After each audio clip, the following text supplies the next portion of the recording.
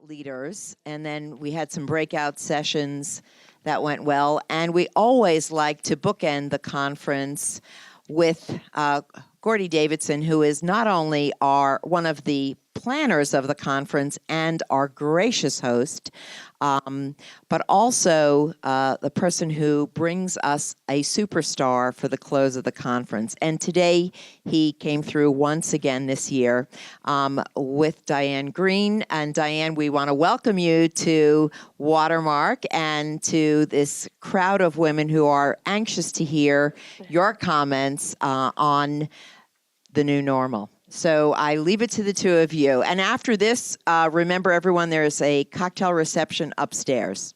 So take it away.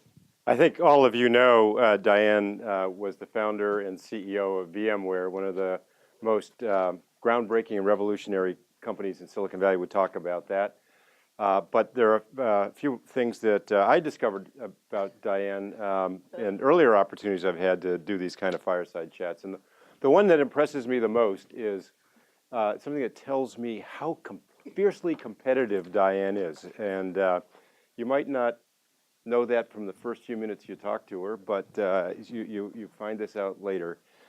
She is a national champion multiple times in single-handed sailboat racing from when she was in high school, I think. You know, I thought you were going to say ice hockey. I'm getting there. It's true, right? Sailing? Yeah, She's a fiercely competitive sailor, windsurfer, backcountry skier, ice hockey player. So we have a lot in common. You know, we spent time in the Northeast and played some of those winter sports. Diane has a mechanical engineering degree, a master's degree in naval architecture from MIT, and a master's degree from Berkeley in computer science. And maybe a few words of how you found your way to engineering, because I know one of your passions is the world needs more engineers, and also, by the way, the world needs more women engineers. Yeah. Yeah, no, it's a great background. It gave me a huge advantage, and it was sailing. I mean, you know, when you want to win a sailboat race, you have to tune up your boat. You know, you have to have the right foils in your sails and the right foils in your daggerboard and rudder, and the lines have to be in the right place, and you have to have the right pulleys positioned the right way, and there's just a lot of engineering involved. And I didn't know I was doing engineering, and then I got really lucky in high school with this teacher that I don't quite know how I ended up doing this, but I built for my independent project with him this bridge with aluminum trusses that I could move around, and I put a strain gauge on it and instrumented it, and then hung weights from it and saw the deflection based on where it was in the bridge. And so when I got to college, I took a course to understand that, a statics course. And I was going to major in psychology. I didn't mention that. I didn't know that. But I was in this room full of guys, and the professor said, well, let's go around the room and see what everybody's major is. And it was a statics course, and you know, I was in the back of the room because you walk in as the only female. You sit in the back of the room, or I did, and the guy. So like every single person said civil engineering, mechanical engineering, electrical engineering, and I'm like, I'm not going to say psychology. So I just said mechanical engineering, and then the professor was very excited and said, well, let me be your advisor. And I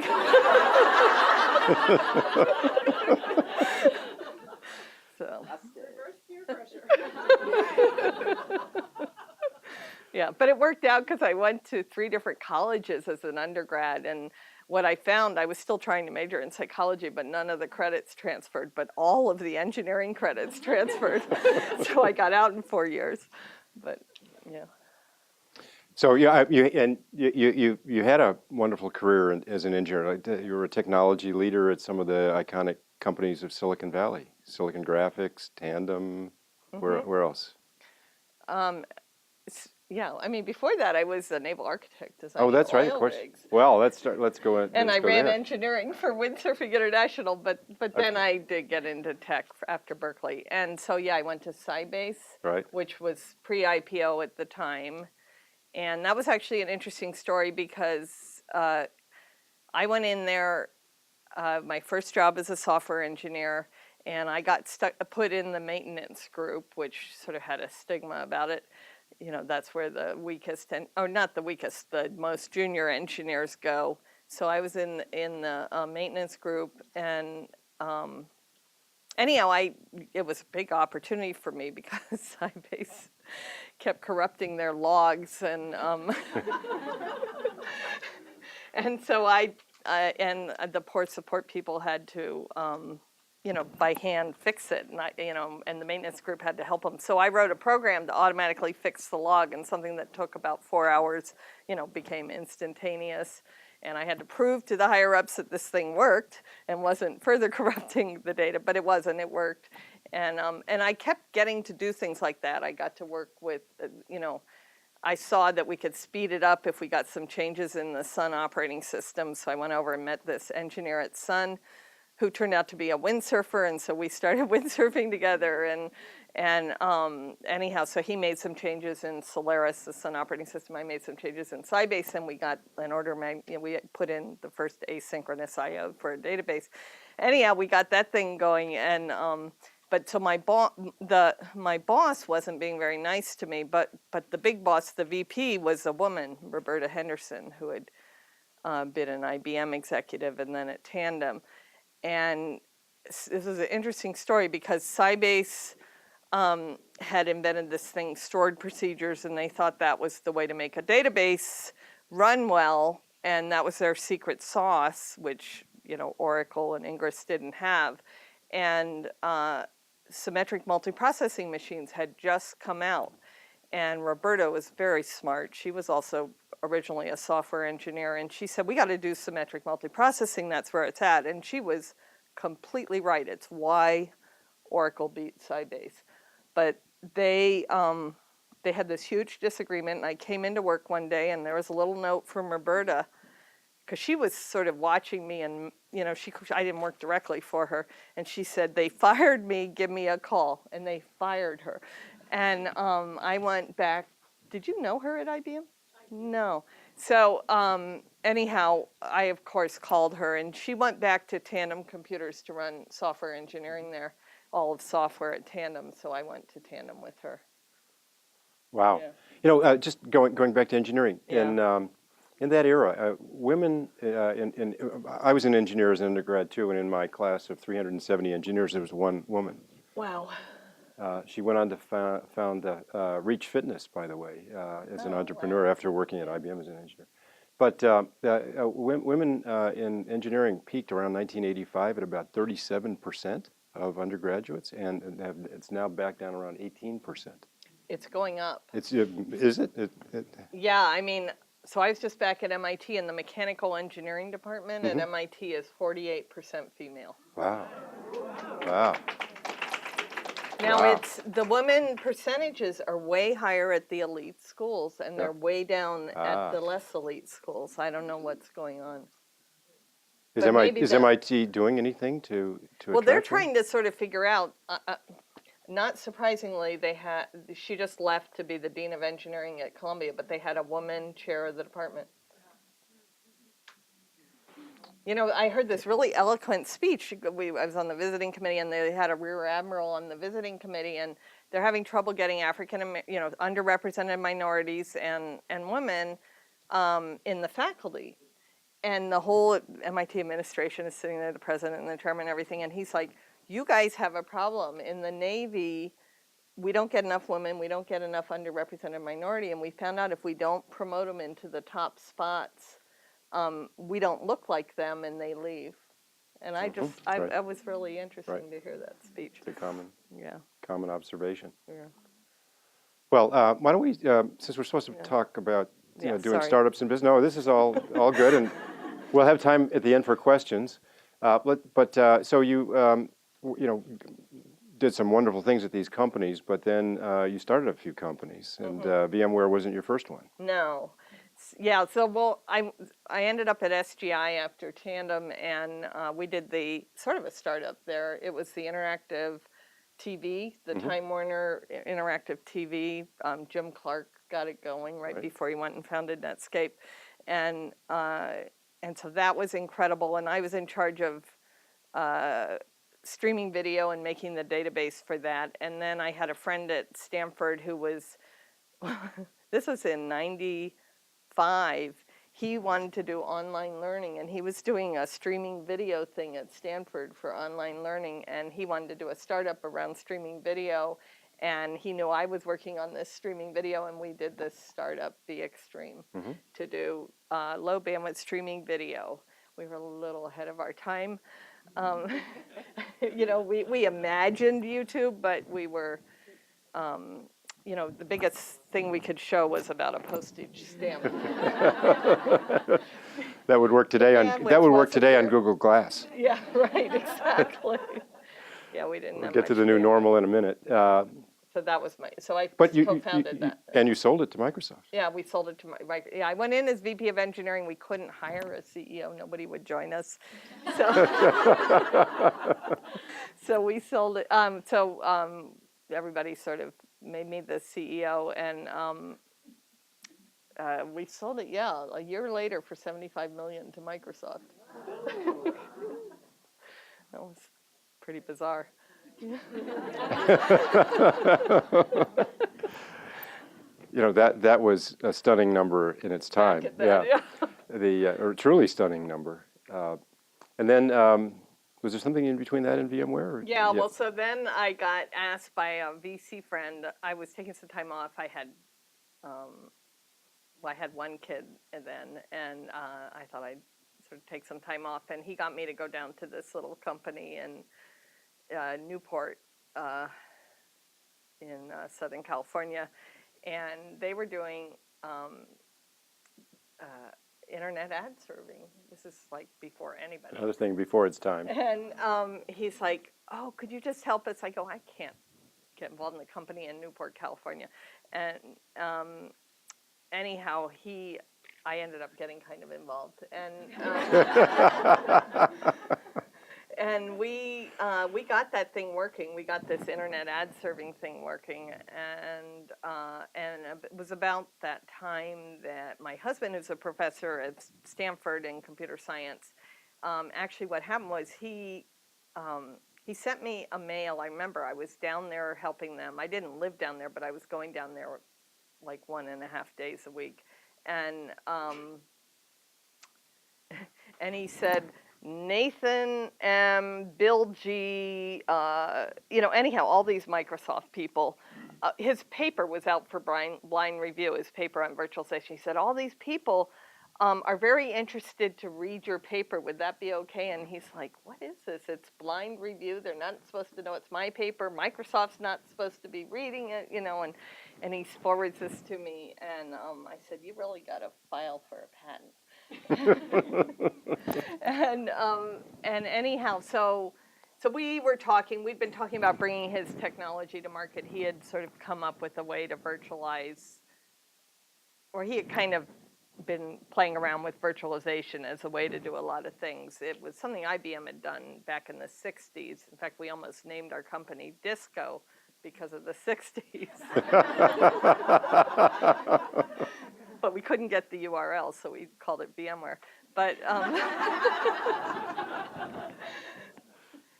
but anyhow, so I knew at that point that I wanted to go help him start that company.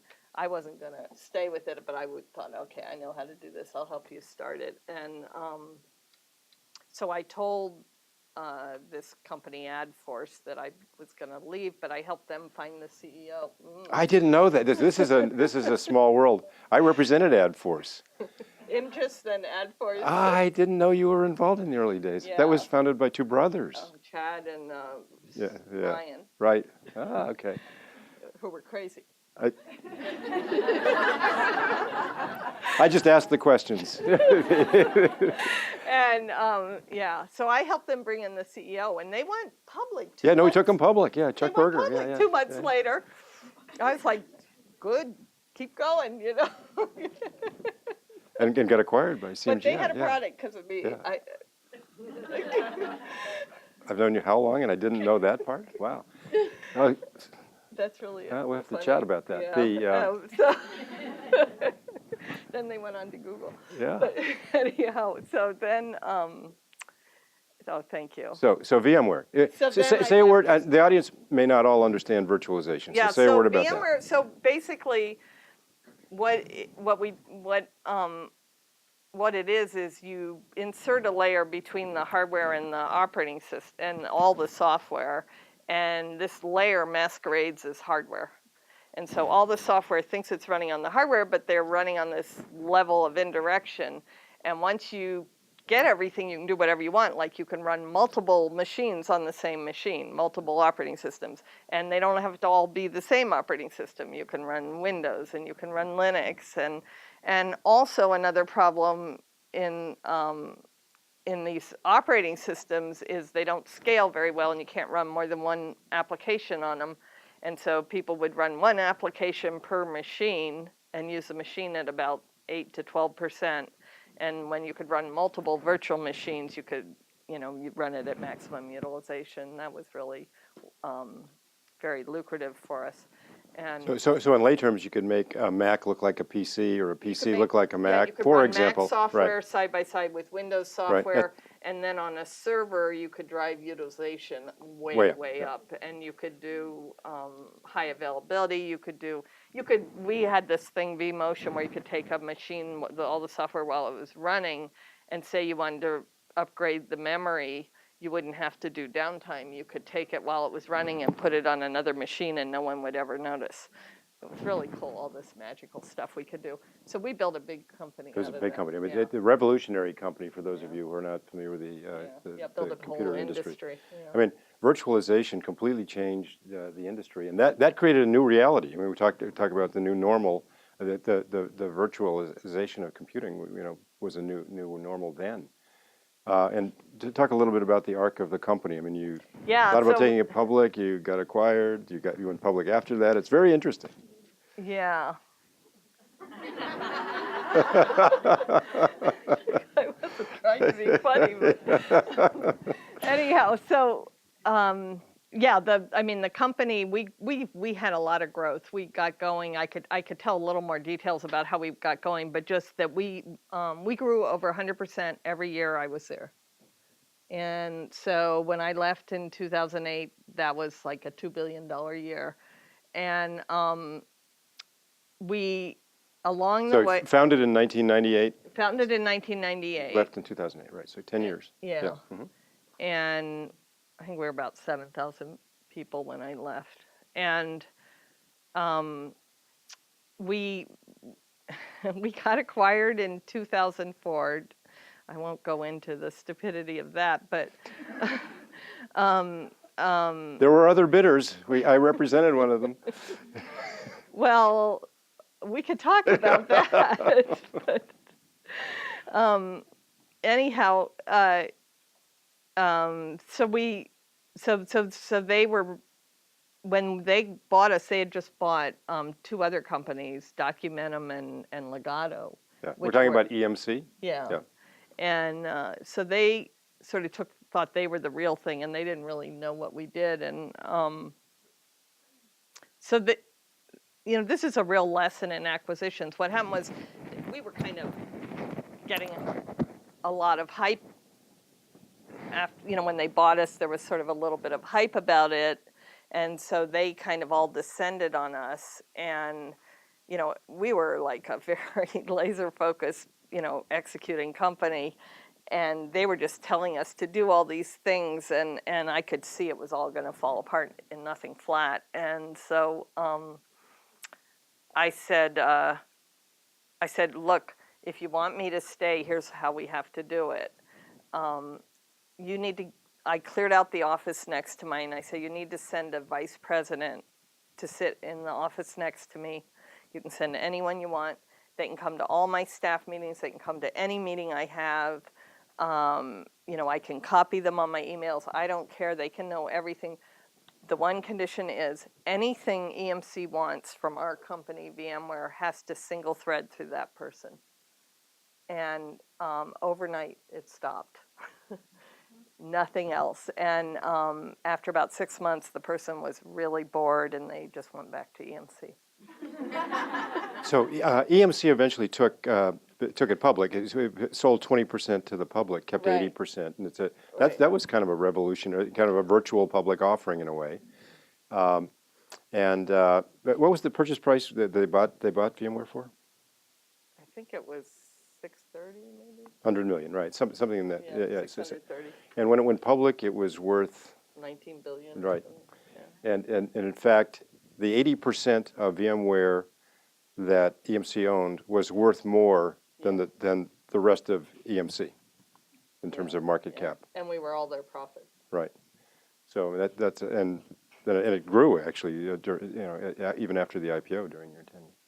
So, we're gonna get to the new normal. I just wanted to have that as the backdrop because that created a new normal right there. I mean, the virtualization, the rapid ramp of the company, the acquisition, the IPO of it. I mean, it was a very innovative architecture of a company, and you did. Ironically, I mean, it was stupid to sell, and I didn't want to.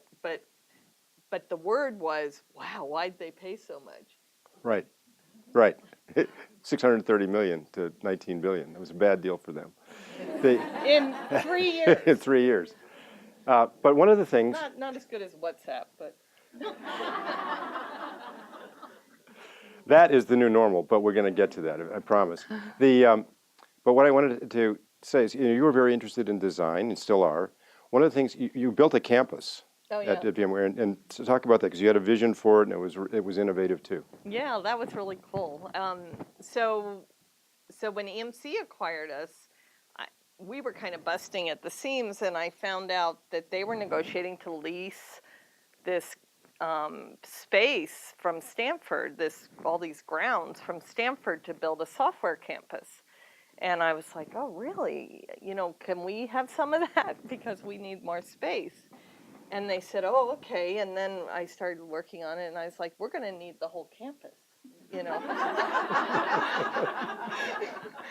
And so they finally got their heads around that, and they had kind of designed this huge brick rectangle. If you've ever visited EMC, it's a huge brick rectangle. And I'm like, okay, what's the budget? And he told me, and I said, okay, can I build anything I want as long as I meet that budget? And they said, okay. And they really thought I was, as long as I kept growing 100%, I could get away with a lot. But anyhow, so we decided we would make a sustainable campus. And I had this idea that what everybody wants is tons of light, and they all want to see each other, so you have a really transparent culture, and you want to have these central places where everybody can run into each other when they get their coffee and food and stuff. And so we came up with this campus that had 4 buildings all around sort of a piazza. And I remember one of my favorite things was, it was just a steel structure, and I was there. I used to go every Saturday. It was my hobby, and I'm there with them. And I go, look, when I stand here, and I was on one side of one of the buildings, I want to be able to see the trees on the other side of the building across from us. That's how transparent I want it to be. And they're like, look, you'll never be able to do that with reflections and everything else, even if it is a straight line. And after we moved in, I pulled him over, and you could see it. You could see the trees on the other side of the other building from that one place. It was the coolest thing. Because I had believed them we wouldn't be able to, but so it was. But anyhow, so we built this thing where all the offices were all glass, and then we put 2 or 3 people in an office, so it was as space efficient as cubes, but everybody had quiet, but everybody could see each other. And then we had these central atriums. I know. Yeah. I've been there many times. It's Yeah. still a stunning building. Yeah. Yeah. And It was really, that was the coolest thing to get to do. What a privilege. Yeah. so now you're doing a startup in stealth, and there are all sorts of rumors out there that are false about what you're doing, and you haven't That's right. you haven't bothered to dispel any of them. You're keeping people guessing. Well, But and yeah. we won't Well, reveal what it is today. It's But bad to have high expectations. yeah. Yeah. But what we should talk about is what it's like to start a company in today's new normal, Yeah. and what's different about that from VMware and VXtreme and all of the other experiences you had. Yeah, it's been pretty interesting because so much has changed. Like how people build software is, there's a lot of open source software and also, so we have like 3 generations of people. Somebody thought I meant I had like my kid and my kid's kids, but but we do have 3 generations of people, like my age, sort of in their 30s and then, fresh out of school at the company. And they're all really different. And so all us old people are trying to function the way the young people want to function. It's really hard. We have some students here in the audience, right, Marilyn? Would the students raise their hands? Or did they? Oh, they went back to. There's. Okay, they're good. All right. So good. Okay, Great. So, yeah. So, yeah, recruiting. I mean, it's Recruiting is interesting because it's a tight market and people are paid a lot. You have a huge advantage as a startup, and I think it must be a little bit feast or famine because at first we couldn't really find people. We didn't really know what we were going to do, and then we got a really tremendous core team put together, and it's funny when you start a company and you're explaining to people what you're doing, like they're all going, huh? And could you write that down? And, well, that still doesn't make a lot of sense to me. And and then they join the company and they're coming back and saying, could you explain again what it is we're going to do? And then all of a sudden you hit this point where, we hit this point where tons of people are calling us to join the company. And we tell them about it, and they go, "Oh, that's really great. I really want to do that." And so I think you get a lot better at telling the story. Obviously, I mean, I think that's probably the key thing. But it's also something about a critical mass. So I think the very, very beginning of a company, when you're hiring your first few people, is hard. It was hard at VMware too because it was during the .com. So that was at VMware nobody would join us because we were an old-fashioned software company. enterprise software, really. It was dead at that point. In fact, Tom Siebel was quoted as saying it was dead, and just like Michael Dell, partway after he invested in VMware, was quoted as saying, "Oh, I invest in a lot of Linux companies. I'm never going to make a penny of them like VMware." It was in CNET. But anyhow, I heard you had a PR session. That was bad PR. But starting a company now, it's a world where everything is a service, right? There's software as a service, there are platforms as a service, there's service as a service, there's law as a service. I mean, we have open source, seed financing documents that we publish. I mean, we're basically digitizing the world, and every business in the world is a service now. And it's online service. It's global, it's mobile, it's social. There's GitHub is social coding. I mean, it's sort of a So and the communication thing is really different because everybody's talking to everybody all the time and sharing best practices. Like the engineers will send me, here's how we should write this spec, and they'll have all these luminaries that wrote on their blogs how to write a spec, and I'm like going, okay, let's try it, and I mean, it's very interesting. I've never had so many experts, so many young people be so many experts. And I mean, they have really good ideas, but it's just very different. Everybody's because of the internet and they know so Connected, much right. and they're all connected to everybody, they all feel empowered to be experts. And I find that it can be challenging at times, but it's net better. I think it is a good thing. And then Shelley and I were talking. Gordy, I was telling you, everybody in the company uses chat all day, and I was telling Shelley, I do this thing where I have, I get this sort of weekly thing from the people that work directly for me where I say, I just want to know anything that's happened that other people should know about, or anything that we should get coordinated on, and send it to me once a week, and I put it together and let everybody see it.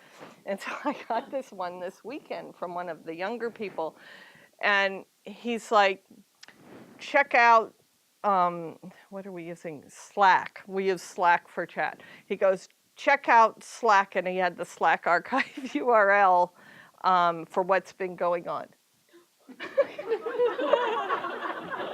And so I went and I go, okay, I'll go read the archive. And so Sunday I'm reading my Slack archive, and I found him. He said, I wrote something about the right kind of design practices to have. Here's the pointer to the Google Doc. So I'm like, that's important. And Shelley was saying, yeah, I mean, everybody has all these different pieces of software, Yammer or whatever, their Google Docs or their wiki, and they just put it wherever it's convenient. And you got to go find it. And Shelley was very funny. She said, well, how do they live? I mean, at home, do they just put things wherever it's convenient? Yeah, the answer is yes. But it's getting hard. I mean, I have 3 different chat services on my phone. I can't keep up with them. I'm still, wedded to email, but to communicate with certain clients and certain children, I have to have the chat. So that is, it's definitely new. So what is it like? You were talking about managing the multiple generations. Yeah. Well, the younger they are, the more it's hard to. These people, they're really incredible, and they're very.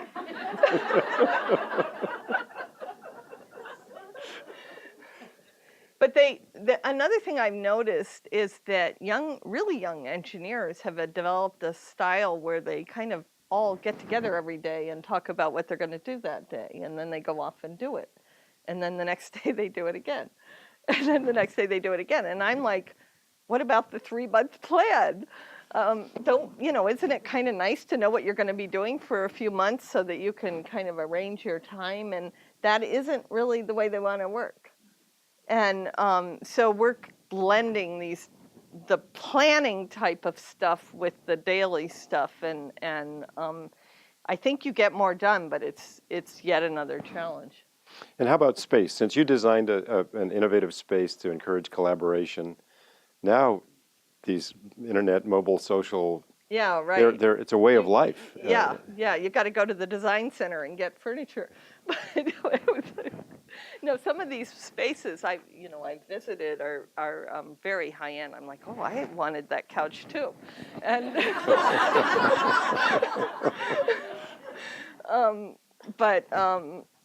So what we did, we found, we've managed to find 2 spaces. We have that's the other thing we did to be now instead of back then. We decided it was too hard to commute between San Francisco and down here.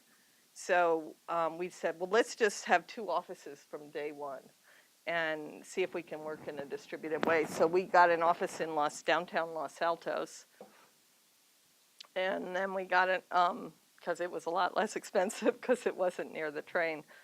And then we got an office in San Francisco. And what we do is we have everybody working. We got them big enough that for a while that we all work in San Francisco on Monday and we all work in Los Altos on Wednesday and Thursday. And Tuesday and Friday are kind of quiet days where you work wherever's close, whichever office is closer to you.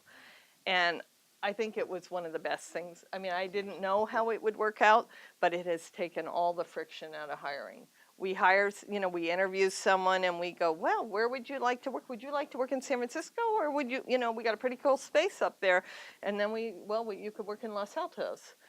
And more people are picking San Francisco than Los Altos.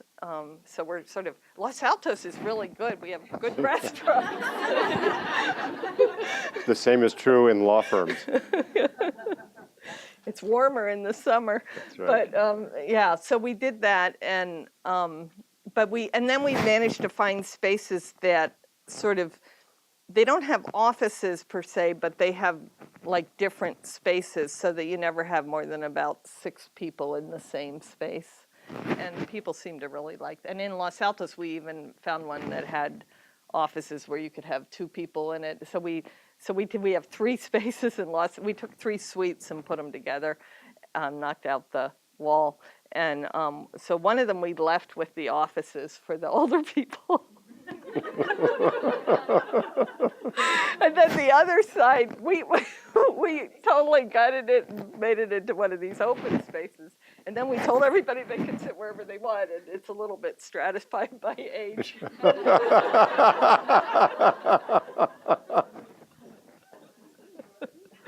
But we mix. We like each other.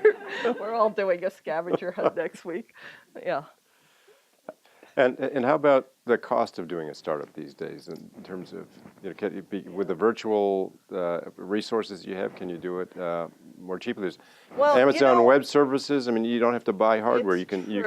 Well, there's also Google Compute Engine. Google Compute, right? I'm on the board of Google.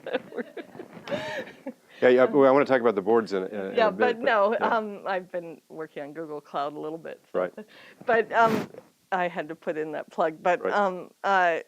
yeah, so it's much cheaper from services like you can, your accounting and everything, it just costs nothing. And hosting, you don't have to buy machines, and there's free open source software, so you don't have to build it all. So all those things are way cheaper. However, the spaces are way more expensive and the salaries are way higher. Mm-hmm. So I'm not, I was just thinking about it. I'm not sure how, you don't need that much capital if people are willing to work for free in a tiny little, windowless place.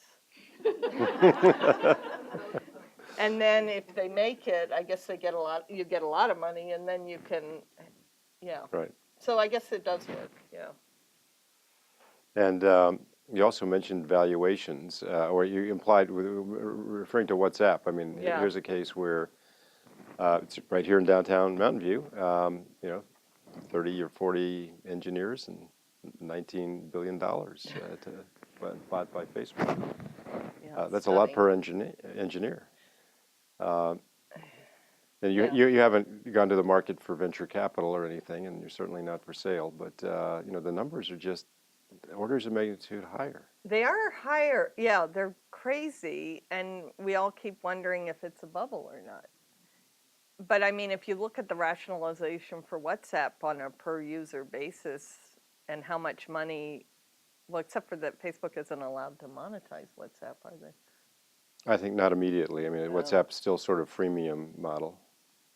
But anyhow, there was some rational thinking behind that in terms of how much they can monetize a user. So if they were to get all those users, Right. they would make a profit because it's less than what they paid for them. But so, I mean, there is kind of a gold mine sitting here, where as the world gets digitized, where the first person there that makes it work in a given area, has this ridiculous valuation by any normal measure, although it's justifiable is the curious thing, except for then you look at things like Box and Square that are in the news where they got carried away with their valuations potentially, where they let them get too high, and now they go to look at going public, and they can't really go public because it might be a down round if they went public.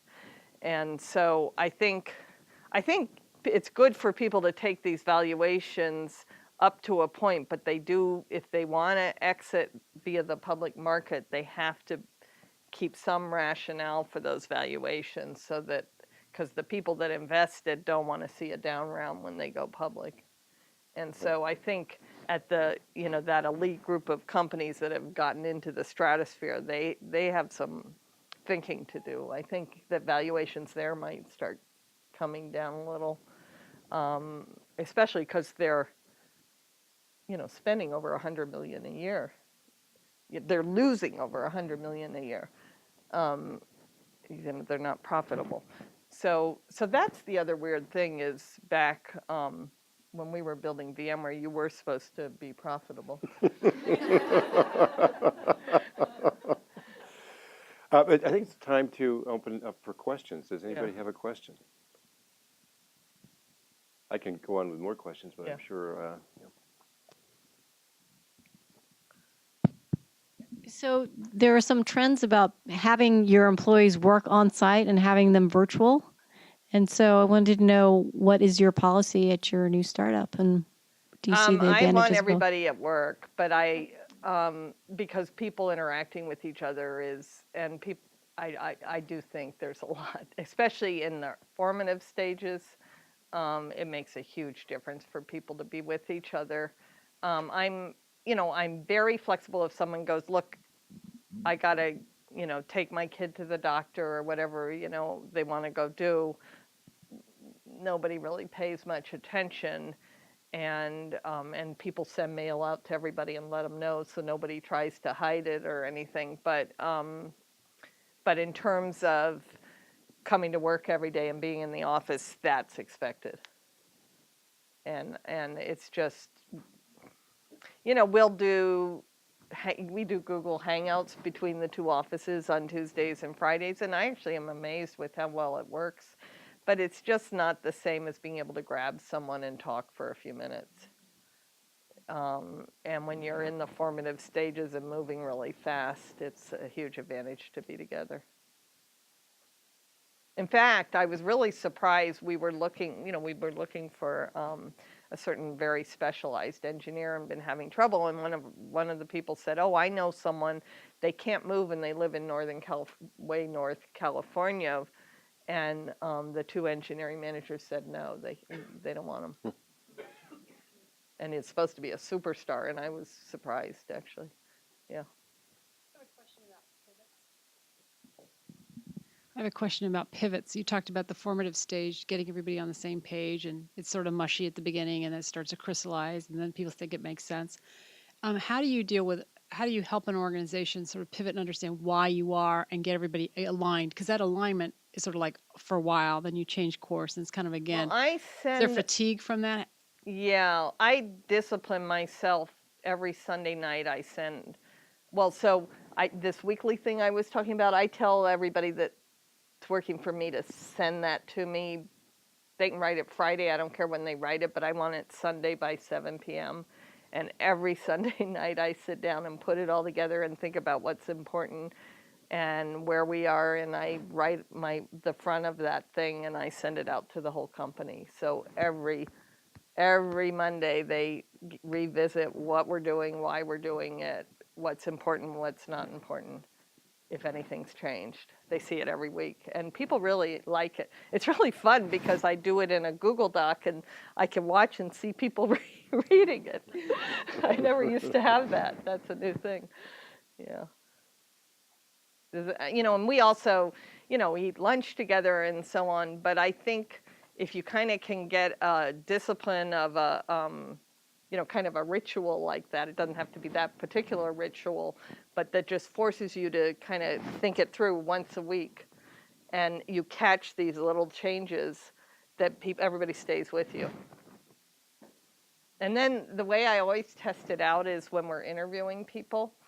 I always ask to be the last person on the interview, and I want to know from the candidate, what all did you hear about what we're doing?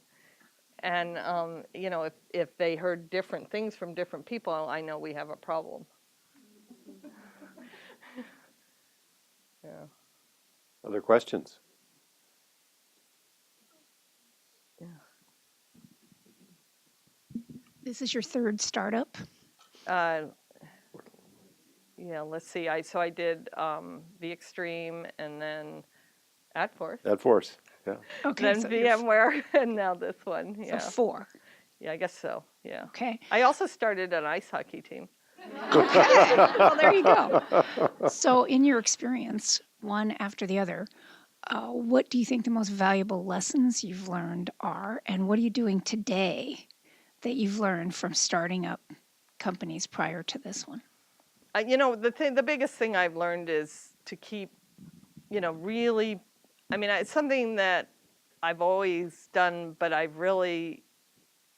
it's just become crystal clear over the years is how important it is to pay attention to everybody in the company and have make sure everybody's engaged. And if they're not, find out why not. And, really make sure everybody has a sense of purpose and inclusion and understands what you're doing and why. And it's just building a very strong, positive, sort of merit-based, transparent culture, and making sure you're keeping that on track, I think, is by far the most important thing you can do. Yeah. When you want to have part of that culture, you want everybody to sort of have a very high standard for what they do and a self-imposed standard. And so, when you hear people saying, it's probably good enough, you take them aside and talk to them about it, Yeah. Diane, in the panel that Bill moderated this morning, each panelist talked about culture. Could you describe the culture that you're trying to instill? Yeah, I mean, it's very communicative, very, everybody knows just a lot of information. Anybody can, know whatever they want to know. At this point, well, I've always had a sort of, anybody can talk to me anytime. What you do is over time, people just naturally quit feeling like they can come and talk to you, except a few people who always come and talk to you. And but it works really well. And then over time you say, look, you're not allowed to come talk to me unless you have a solution to the problem you're about to complain to me about. But on that note, actually, I heard the best piece of advice a couple months ago. I was at a dinner large dinner for some woman, with Jamie Dimon, the CEO of JP Morgan, and he had this little nugget. He said, well, one thing I do in my company is there's no meetings after the meeting. So if you don't say it in the meeting, then you don't get to say it. I thought that, I was like, yeah, I'm going to use that one.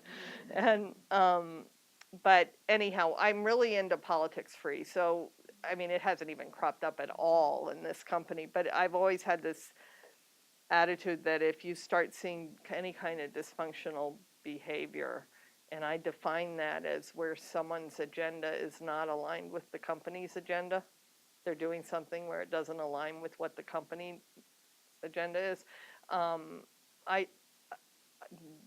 that's cause for termination. And so zero tolerance for politics. And, it's like a little weed coming up, and it's really easy to get it when it's just coming up, and it gets a lot harder if you let it grow. And people really appreciate that. They love a no politics culture. Yeah, right. Well, I'm not saying it would scale up to the United States. Yeah. So I want to say thank you so much. It's such an honor to be at your presence, and it's so refreshing. Your modesty is so refreshing, so thank you.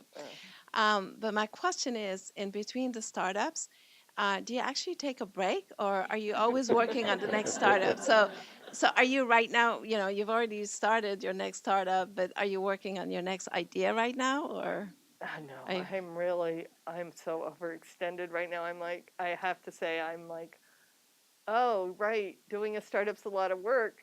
You kind of, I sort of liken it to birth. You kind of forget about the pain. And, yeah, I did take a few years off. I spent a lot more time. I have 2 kids. But I also kind of didn't realize that I had totally filled myself up with boards and investments, and I just didn't even notice it. Because I thought, I'm not working. And I felt like I wasn't working when I did the startup. But then, like, these boards are, you have to spend a fair amount of time on these boards, and then all these little investments I did, people call me up and they say, can we get together and talk about how the company's going? And you're like, oh, okay, I really care about you, I'll do that. But pretty soon you're like, well, no, I got to spend time on my company. I can't keep doing this. And so I am definitely not thinking about the next one. I'm thinking about how do I, free up a little more time. Yeah. If Bill were, Diane's on the board of Intuit, as I said, on the board of Google now, joined 2012 maybe? Yeah. And board of MIT for a long time too. Those are 3 serious boards, which give you an interesting window on the world from 3 different they're perspectives. incredible, And did you have any observations from that? Yeah. Yeah, I've become a bit of an engineering education expert because I sit on the Stanford School of Engineering Advisory Committee, and I sit on the UC Berkeley School of Engineering Advisory Committee, and I chair the MIT Mechanical Engineering Visiting Committee, in addition to being on the board. And I'm finding that I know as much as anybody about all these programs at this point. It's really interesting. And, engineering has such an exciting time because all of a sudden there's a realization that so many of the problems in the world need engineering to kind of start solving them and make, water so that everybody can drink water, agriculture, you name it. We need to be able to get in these spaceships and leave planet Earth maybe, and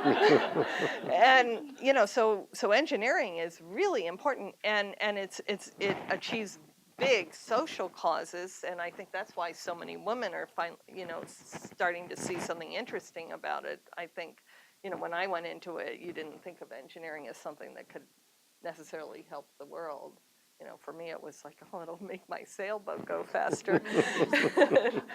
And so it's a wonderful time. And then this maker culture, like at MIT, it's so neat. All the students, they're just creating maker spaces in janitors' closets. They're so desperate for places to build things, and it's happening at Stanford and Berkeley and everywhere else. So I'm really enjoying watching what's going on in engineering, and also how startups are moving into hardcore manufacturing type things of engineering, in aerospace and material science and energy and so on. So that's really exciting, in biology startups.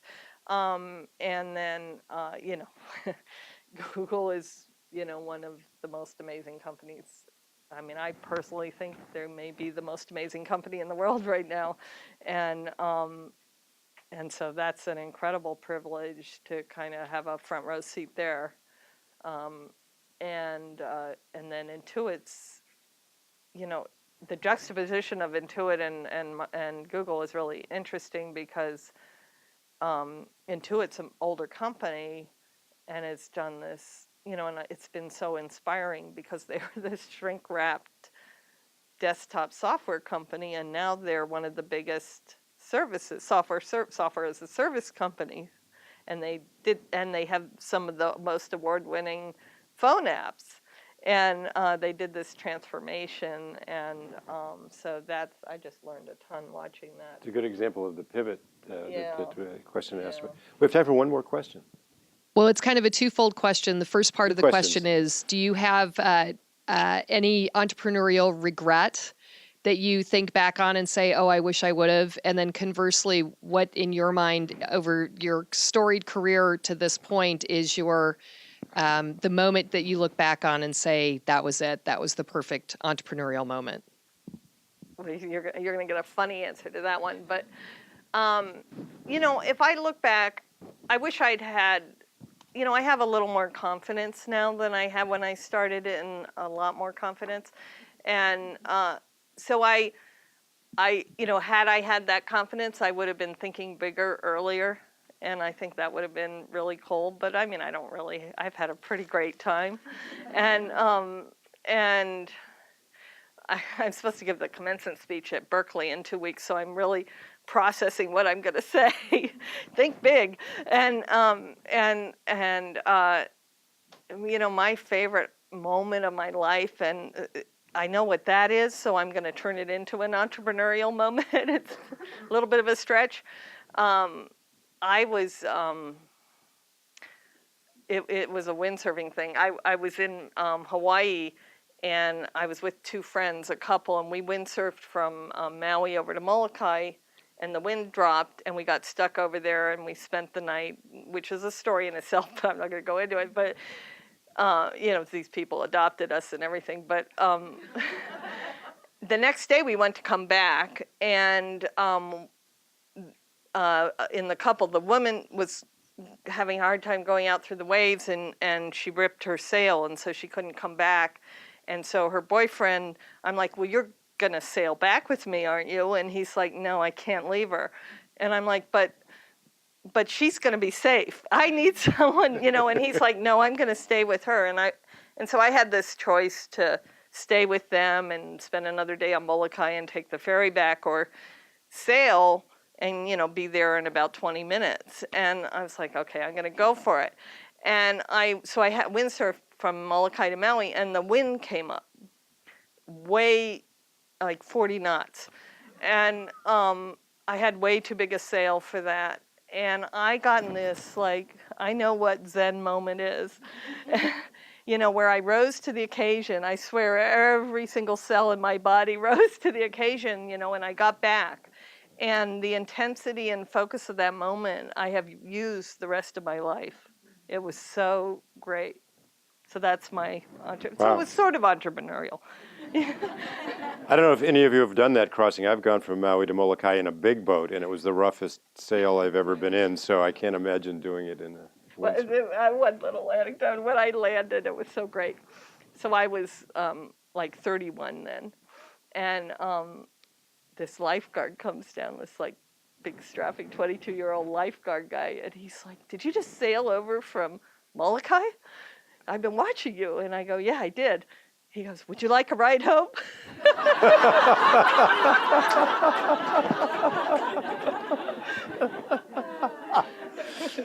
Wow. I didn't take it.